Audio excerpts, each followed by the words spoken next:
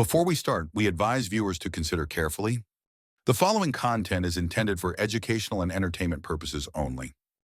Mark Wahlberg just shook up the whole courtroom. No one expected him to show up, let alone walk in carrying that black leather briefcase that sent shockwaves through the entire federal court in Manhattan. In one of the most closely watched trials in entertainment history, a surprise happened. Once again, the trial got tense when Ashton Kutcher and even Kylie Jenner's name were suddenly brought up. But that was nothing compared to what came next. Because when Wahlberg stepped through the courtroom door, he wasn't there to draw attention. He was there to expose them. The courtroom grew tense, filled with the buzz of reporters, whispers, and the curious eyes of lawyers adjusting their notes.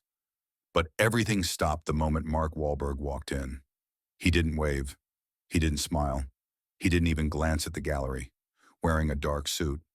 Wahlberg gripped a black leather briefcase like it held something heavier than just papers, something more like a warning than evidence. And as he passed through the double doors of the Manhattan courtroom, every camera was on him, but he was too stunned to focus. The whispers started right away. Why is he here? What could he possibly know? When he finally took the stand, he didn't follow the usual courtroom rhythm. No oath, no reminders, just a steady, raw voice. "I'm not here to defend anyone," he said. "I'm here because something happened. I saw it. I recorded it. And it's time everyone knew." Everyone leaned in. Even the judge leaned back, watching him closely. Prosecutor Kelsey Monroe stepped up calmly. "Mr. Wahlberg, can you explain your connection to the defendant?" Mark nodded. "I met Sean back in the early 2000s. Back when I was trying to clean up my image, move past the Marky Mark phase. We ran in the same circles, events, brands, parties. Eventually, we started getting invited to these retreats. He called it the executive meeting." He paused. They weren't always what they seemed. Then, without another word, he reached into the briefcase and pulled out a flash drive. He'd brought something with him. He said, "Something I've never shown anyone. Not my team, not my family." You could literally feel the tension in the room shift as the air grew heavier. Everyone froze. The moment Mark held up the flash drive, the whole room buzzed. People shifted in their seats. Even the lawyers looked stunned, like they realized the case just took a sudden turn.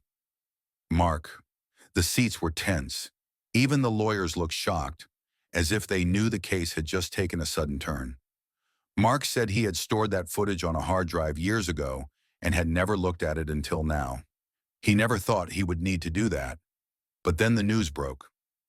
Diddy was arrested. Ashton Kutcher's testimony. The clip of Kylie Jenner was going viral again. And suddenly everything came rushing back. I realized I wasn't imagining things. Mark said what I saw actually happened and I still had the evidence. That's when Judge Reyes stepped in. He ordered a private viewing of the footage. No press, no cameras, no public viewing. The courtroom fell silent. And what happened behind those closed doors? This shocked even the most seasoned legal teams in the building. When they came back and played the footage for everyone, no one in the courtroom was ready for what came next. Then the screen lit up. The footage was grainy but clear enough. It showed a dimly lit, upscale lounge. Candlelit. Definitely a pricey spot. You could hear laughter in the background. The camera zoomed in a bit. And there he was. Diddy sat right in the middle on a velvet sofa, holding a cigar. Two men sat next to him. Their faces were blurred. One leaned in and whispered something into Diddy's ear. Then Diddy leaned forward and said something that made the entire courtroom hold their breath. "They're not allowed to leave until we say so." Nobody could hold back their reaction. Kelsey Monroe looked at Mark. "Where is this?" she asked. "The Hamptons," he replied. "August 2008. It was after a charity event. We were told this was a VIP-only celebration. But when we got there, they took everyone's phones, made us sign NDAs, and locked the whole place down." "Why did you record it?" Monroe asked. Mark said he didn't hesitate because he knew it was wrong. "I didn't even know exactly what I was seeing, but I knew I couldn't walk away empty-handed." Then they played a second clip.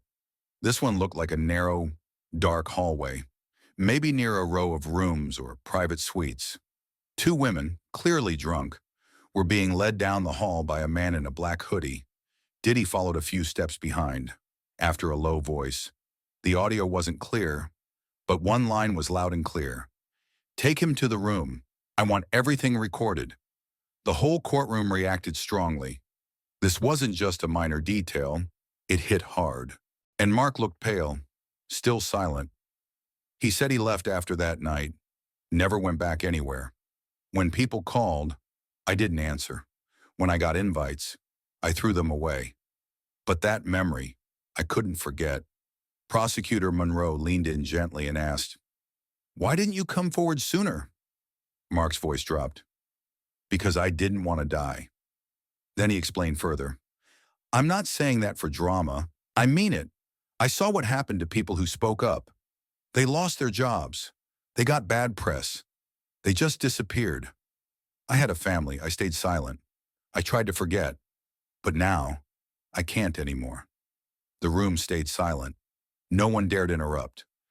Monroe then asked if he believed there were other recordings.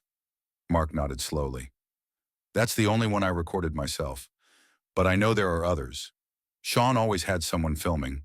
He said it was for memoirs, but really it was like insurance. More like blackmail." Monroe pressed further. "Do you think Kylie Jenner was part of this system too?" Mark didn't rush. He paused, looked down, then said, "I can't speak to what happened with her, but I remember one night, years later, at a fashion event in LA. I overheard a conversation between Sean and a manager. They were talking leverage. One line stuck with me. She was never allowed to be caught on camera. We confirmed that, but I still have the original." "Do you know who they were talking about?" Monroe asked. "No," Mark replied, "but that guy mentioned care issues. At the time, it sounded made up, but now it all makes sense." Inside the courtroom, you could feel the shift again. The eye sat still, arms crossed, face flushed, not a word, not a sound. Lawyers frantically took notes, flipping through files, whispering to each other. Morrow turned to Judge Broner.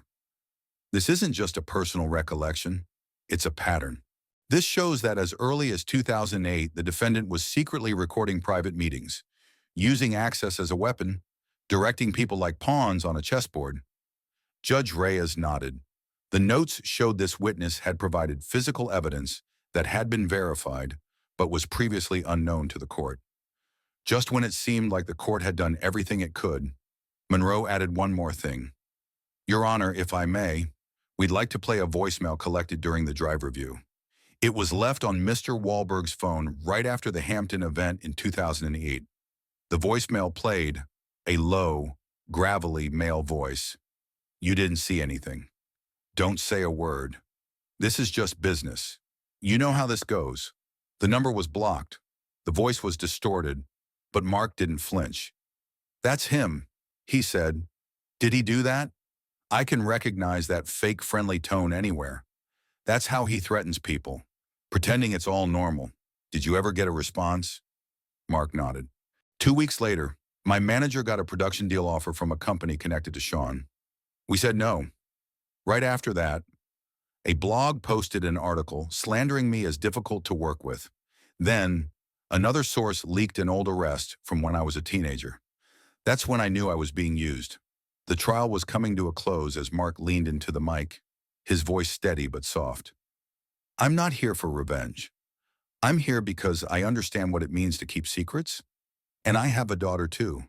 If even a part of what those witnesses said is true, it's the truth.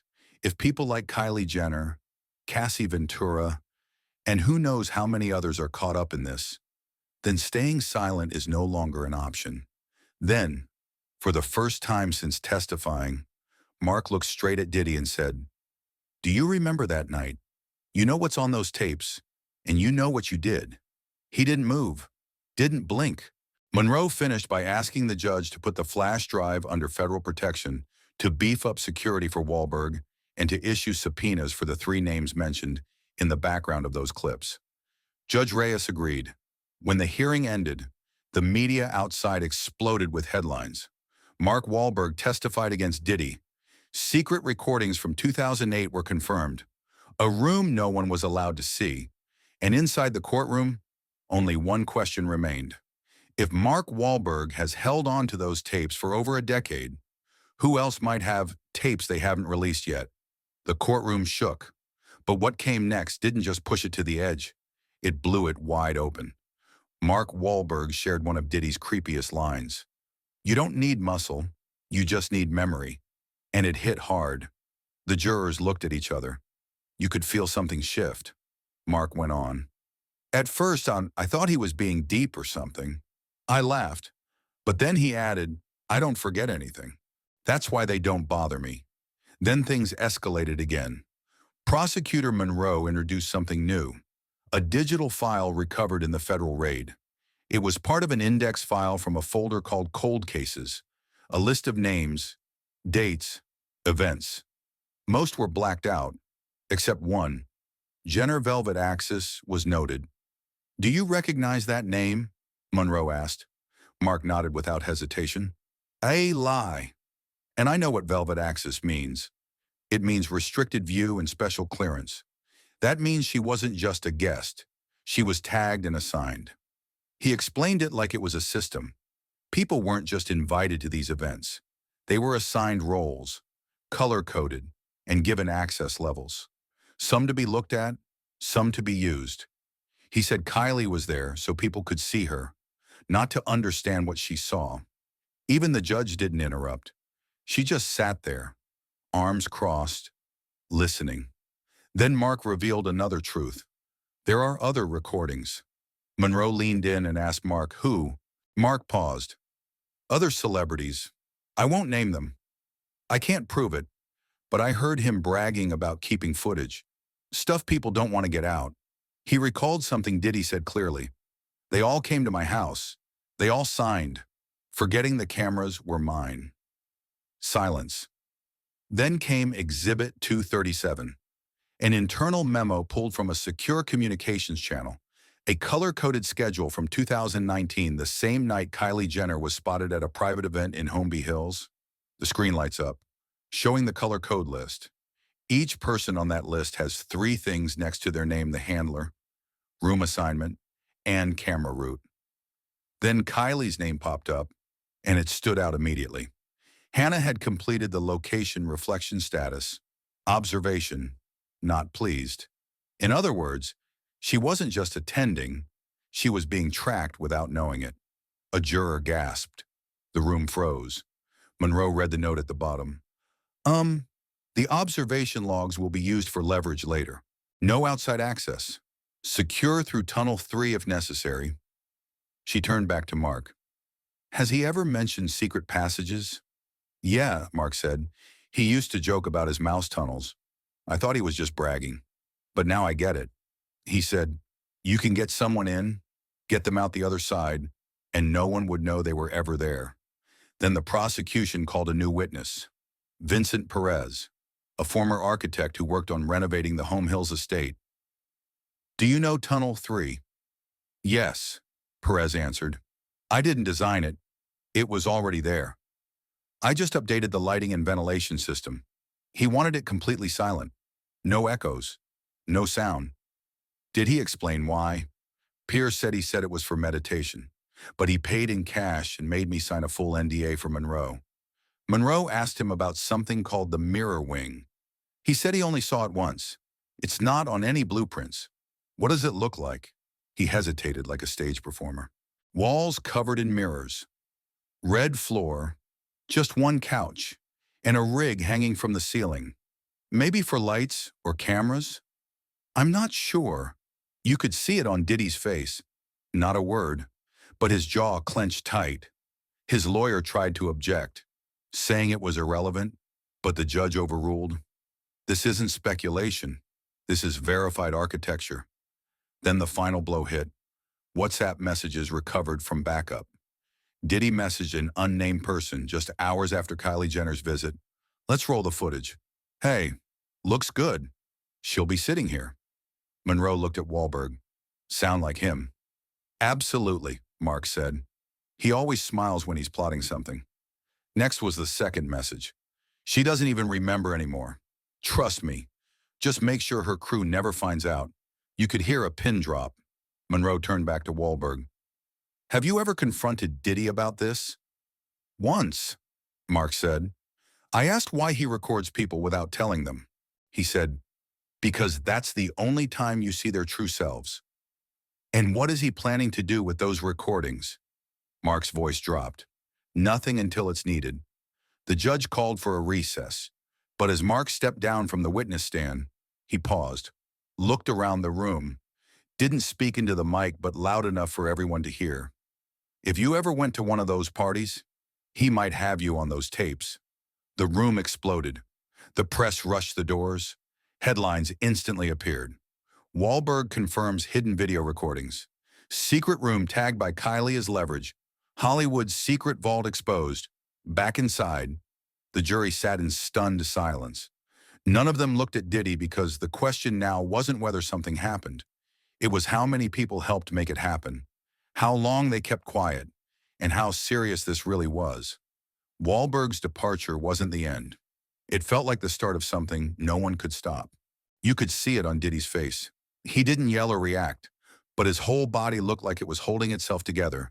Just 20 feet from the witness stand, he sat still, jaw clenched, eyes staring straight ahead as his controlled hallucinations began to fade. Then Judge Reyes made a move that shocked everyone. Without hesitation or delay, she announced, "We will now play the audio evidence number 244 to the jury." The court officer handed Monroe the approved playback device. She nodded once and hit play. The room fell completely silent. Then Diddy's voice echoed through the courtroom. Clear, calm, deliberate. "Get her into the yellow room. Don't let her out unless I say so. And check those damn cameras again. Date, September 2nd, 2019. The exact night Kylie Jenner was recorded in the mirrored hallway. The jury was silent. One juror dropped their pen. Monroe looked up and said what everyone was thinking. That's not a partisan setup. That was controlled. Then she dropped the next bomb. An architectural overview of Diddy's Home Hills estate, 3 underground tunnels, a mirror wing, a hidden room labeled R4L and D. She paused, then explained further. We believe that's where the undisclosed recordings are kept behind the mirror wall, secured by biometric access. Then came Samantha Knox, a former low-level assistant. She had worked as a server at one of Diddy's 2019 events. She had worked as a server at one of Diddy's events back in 2019. She had stayed silent for years until her NDA was overturned by the court, and what she said on the stand changed everything. I saw the schedule, she said. Kylie Jenner wasn't the only one in velvet that night. There were 6 names, all of them women, all abbreviated, all color-coded. Monroe asked how the list was organized. By arrival time, then the host, and then the crew. What was Dunn's job?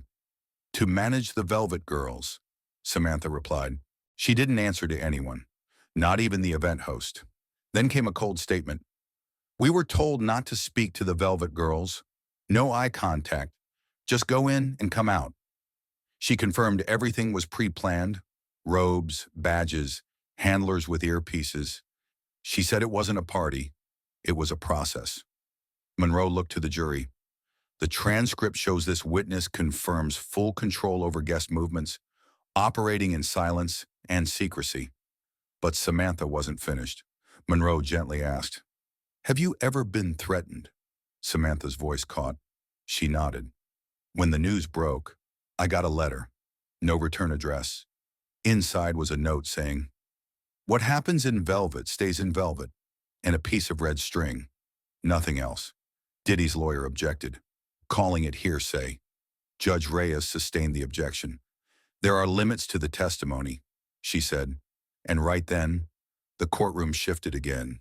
Now, it wasn't just about what happened, it was about how far it went.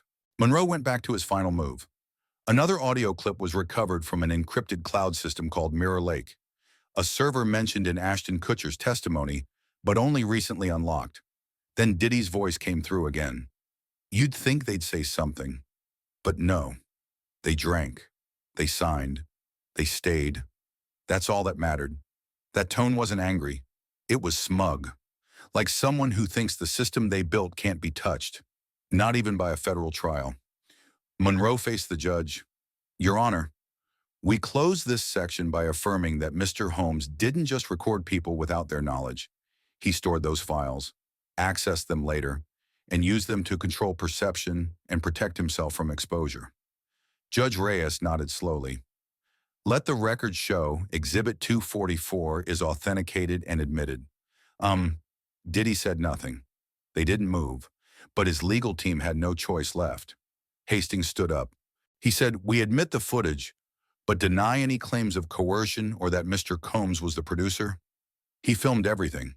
That's part of his brand, known and accepted by those involved. Monroe stayed unshaken. He said consent was never implied. It's not when people are assigned handlers, have their phones confiscated, and get wiped from the logs. The judge called for a recess, but the tension in the courtroom showed no sign of easing. It felt like it had just exploded. Outside the chaos, Kylie Jenner's legal team issued a statement. Ener didn't deny being at Mr. Combs' house. She's fully cooperating with authorities. That one statement flipped everything upside down. No denial, full cooperation.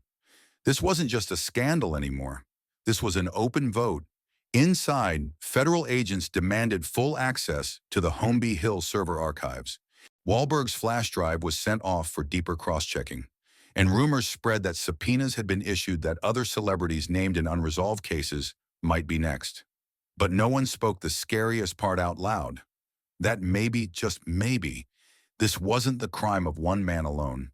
Maybe this was a mirror reflecting what the entire industry knew, what they allowed, and what they stayed silent about for far too long. Before leaving the courthouse, Monroe spoke briefly to the press. This trial isn't just about what happened in one room anymore. It's about the rooms no one knew about, and the people who built them to keep them that way. And as clips from Wahlberg's testimony spread widely, one headline summed it up best. Hollywood's vault has been opened, and these tapes are real. By the next morning, everything had changed. It started with an unexpected witness, Mark Wahlberg, sparking something way bigger than anyone predicted. This was no longer just about a tape, a party, or even a celebrity. Agents were moving fast. They weren't just reviewing footage. They were opening vaults, tracing connections, and quietly sending sealed subpoenas to people all across Hollywood. Big names, familiar faces, those who once thought they were untouchable. Behind the scenes, panic was setting in. Some celebrities suddenly went silent, turned off comments, and disappeared from social media. Others started drafting statements through their lawyers, hoping to get ahead of what was coming, and a few had legal teams working around the clock. Famous artists gave the press just one line. We are reviewing past events related to this matter. No further comment. For most, that seemed normal, but for those paying attention, it was clear they knew something, and they were worried everything they knew had been recorded. Inside the courtroom, the jury remained silent, but something had shifted. This trial was no longer about whether Diddy made a mistake one night. It was about something bigger, a system, a structure built to hide the truth, silence people, and leave no trace. And worse, that system was built by the very people involved. People who looked the other way, who stayed silent because it was easier than speaking out. And then came Wahlberg's final words, the ones no one could forget. If you ever went to one of those parties, you might be on those tapes. We don't talk into the mic. You don't need to, because when that line hits, there's only one question left unanswered. Who's going to speak next?